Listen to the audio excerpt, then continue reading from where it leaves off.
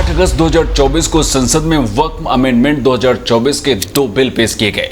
पहले बिल के जरिए मुस्लिम वक्फ अमेंडमेंट एक्ट 1923 को समाप्त किया जाएगा, तो वहीं दूसरे बिल के जरिए वक्फ अमेंडमेंट एक्ट 1995 में संशोधन किया जाएगा। आरोप है कि इस बिल के जरिए 1954 में बने मुस्लिम वक्फ बोर्ड को हर हाल में मोदी सरकार बदलना चाहती है और ये सिर्फ मुस्लिमों को टारगेट करने के लिए किया जा रहा है। लेकिन कांग्रेस और समाजवादी जैसी बड़ी पार्टियों के विरोध के बाद इसे ज्वाइंट पार्लियामेंट कमेटी यानी जेपीसी के पास भेज दिया गया था। तब ओवैसी ने कहा था कि यह बिल सिर्फ बोर्ड की जमीनों को थ्रिडल करने और मुस्लिमों को डराने का एक नया तरीका है। तो क्या सच में वक्फ अमेंडमेंट एक्ट 2024 मुस्लिमों को टारगेट करने के लिए ही बनाया गया है? 8 अगस्त 2024 मोदी सरकार के इतिहास की ये वो पहली तारीख थी जब सरकार के बिल को संसद में मंजूरी नहीं मिली और उसे ज्वाइंट पार्लियामेंट कमेटी यानी जेपीसी के पास भेजना पड़ा। ऐसे में सवाल है कि आखिर वक्फ अमेंडमेंट एक्ट में ऐसा क्या था कि मोदी सरकार बिल ही नहीं पास करवा पाई? मुस्लिम वक्फ बोर्ड के बदलने से मुस्लिमों पर इसका असर क्या होगा? नमस्कार, मेरा नाम पंकज पांडे है और इस वीडियो में समझने का प्रयास करेंगे कि आखिर वक्फ बोर्ड को लेकर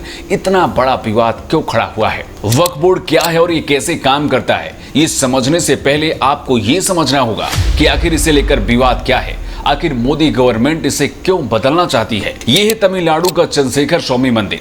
वैसे तो करीब 1500 साल पुराना है, लेकिन अब ये मुस्लिम वक्फ बोर्ड की प्रॉपर्टी है। साथ ही उस गांव की 369 एकड़ जमीन भी वक्फ बोर्ड की प्रॉपर्टी में गिनी जाती है। कुछ ऐसा ही हाल साल 2002 में मुकेश अंबानी के बंगले एंटीलिया के साथ भी हुआ।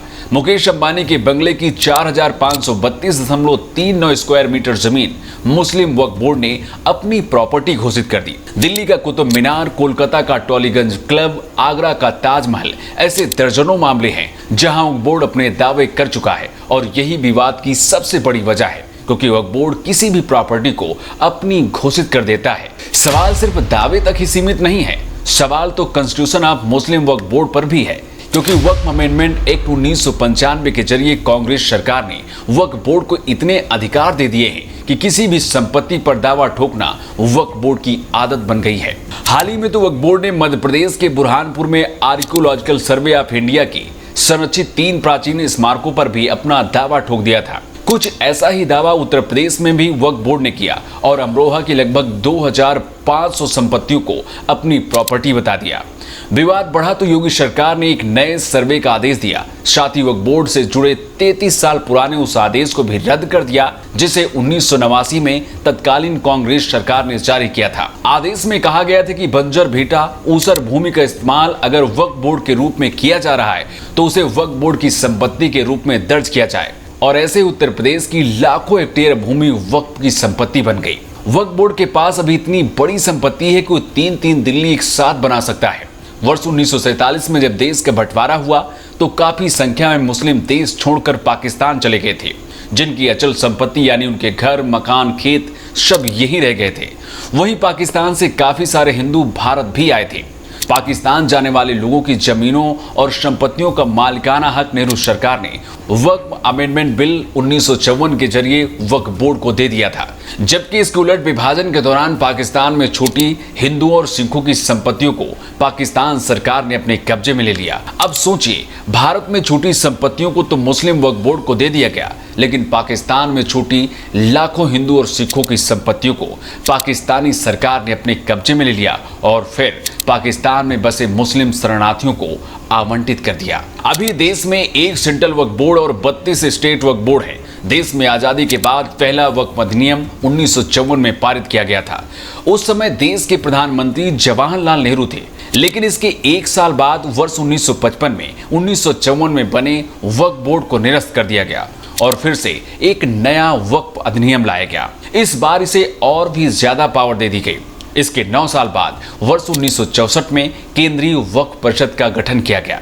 उस वक्त इसका काम सिर्फ वक्फ बोर्ड से संबंधित कामकाज के बारे में केंद्र सरकार को सलाह देना था। लेकिन 1995 में बाबरी मस्जिद कांड के बाद पीवी नरसिम्हा राव की कांग्रेस सरकार ने 1955 के बाद दूसरी बार वक्फ बोर्ड 1954 में बदलाव किया। इस बदलाव ने वक्फ बोर्ड को इतनी कानूनी ताकत दे दी कि वक्फ बोर्ड किसी भी संपत्ति पर आसानी से अपना दावा ठोक देता है। कुल मिलाकर एक लाइन में कहें तो वक्फ बोर्ड एक ऐसा बोर्ड है जिसमें उसके खिलाफ भी अगर कोई बात हो तो उस पर फैसला भी उसे ही करना होता है।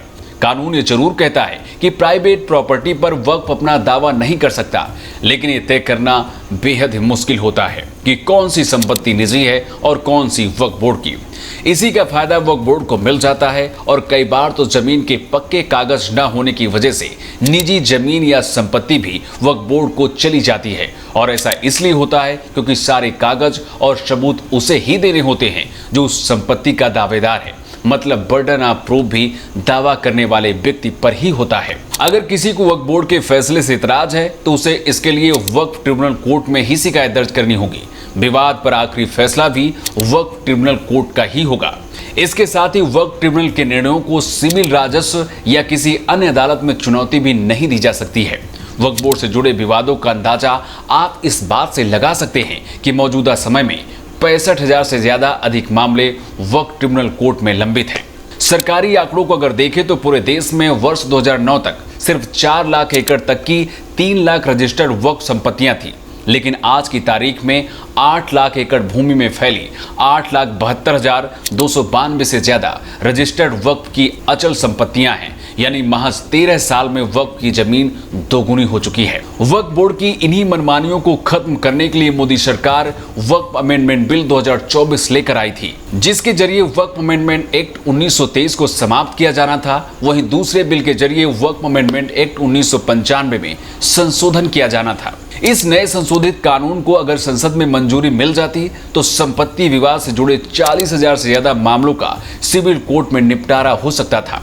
साथ ही नई कानून व्यवस्था के बाद वक्फ विवाद से जुड़े मामलों में हाई कोर्ट और सुप्रीम कोर्ट में भी अपील की जा सकती है और अंतिम फैसला वक्फ बोर्ड का नहीं बल्कि अदालत का मान होगा। मोदी सरकार वक्फ बोर्ड में जो बदलाव करना चाहती थी उसके जरिए वक्फ बोर्ड को किसी भी संपत्ति पर अपना दावा करने से पहले उस दावे का वेरिफिकेशन करना होगा। अभी तक मस्जिद या मस्जिद की तरह बनी कोई भी धार्मिक इमारत होने पर वो जमीन वक्फ बोर्ड की हो जाती थी, लेकिन अब मस्जिद बने होने के बावजूद भी उस जमीन का वेरिफिकेशन करवाना ही होगा। हालांकि बिल को लेकर अभी भी बवाल मचा हुआ है। अभी इस बिल को जेपीसी कमेटी के पास भेजा गया है। अब देखना ये होगा कि आखिर ये बिल सदन में कब पास हो पाएगा। अगर ये बिल कानून बनता है तो इसका असर न सिर्फ संपत्ति विवाद पर होगा बल्कि वक्फ बोर्ड की डिक्टेटरशिप भी खत्म हो जाएगी। वैसे वक्फ बोर्ड को लेकर आपकी अपनी राय क्या है? इस बिल को लेकर आप क्या सोचते हैं? आप अपना जवाब कमेंट बॉक्स में लिखकर हमें बता सकते हैं।